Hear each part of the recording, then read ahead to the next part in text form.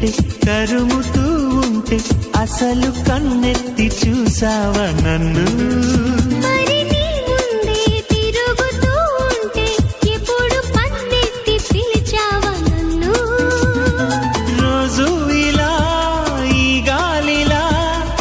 చెవిని తాకేది నేనేగా